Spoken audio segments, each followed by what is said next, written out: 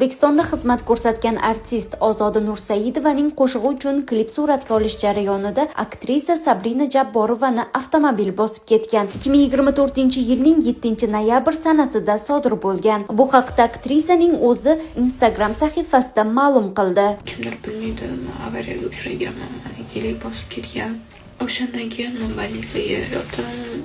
9 soat operatsiya bo'ldim. Hodisa oqibatida Sabrinaning tos suyagi singan, boshqa a'zolari og'ir jarohat olgan. Jabrlanuvchiga birinchi yordam vaqtida ko'rsatilmagani natijasida ko'p qon yo'qotgan. 9 soatli operatsiyadan so'ng bemorning hayoti saqlab qolingan. Biroq jarrohlik amaliyoti noto'g'ri bajarilgani oqibatida uning chap oyog'i o'ng oyog'idan 7 sm uzunroq bo'lib, qiz nogiron bo'lib qolgan deyiladi xabarda. Xonanda Ozoda Nursaidova o'z Instagram sahifasida vaziyatga rasmiy munosabat bildirdi.